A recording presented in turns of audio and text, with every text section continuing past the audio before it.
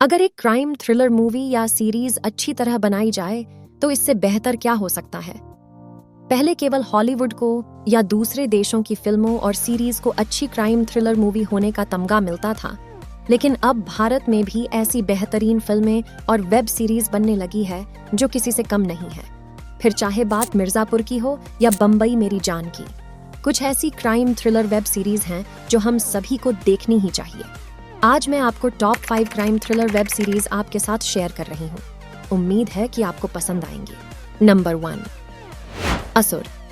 यह web series बेहतरीन कलाकारों के साथ साथ मेथोलॉजिकल क्राइम से भरी पड़ी है और यह एक मस्ट वॉच वेब सीरीज है जिसे सबको देखना चाहिए।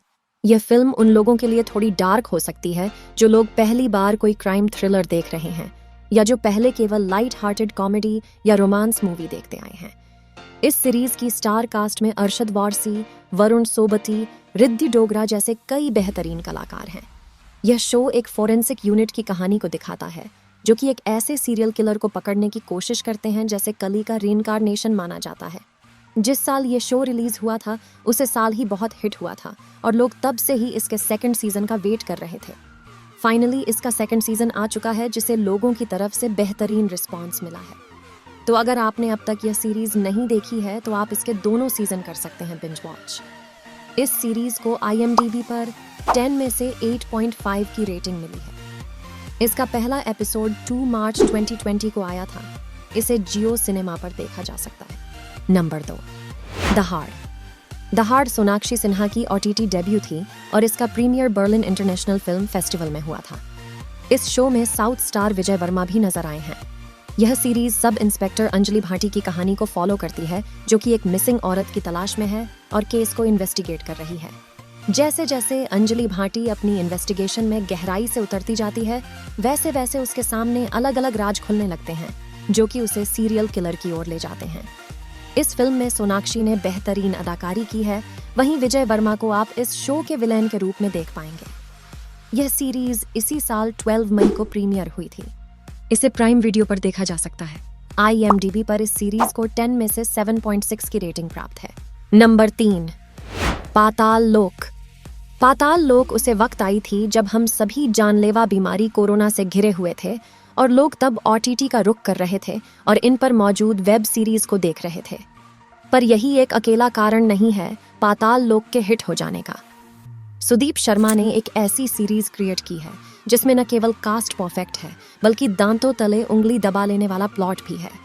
यह उन सीरीज में से एक सीरीज है जो आपको अंत तक इसे देखने पर मजबूर कर देती है। अगर आपने अब तक पाताल लोक नहीं देखी है तो मेरे रिकमेंडेशन पर आपको इस सीरीज को जरूर देखना चाहिए। यह कहानी है एक ऐसे इंस्पेक्टर की जो एक हाई प्रोफाइल केस को इन्वेस्टिगेट कर रहा है जो उसे हर बढ़ते कदम के साथ अंडरवर्ल्ड की भयानक दुनिया की ओर ले जा रहा है। इसे IMDb पर 8.1 की रेटिंग मिली है।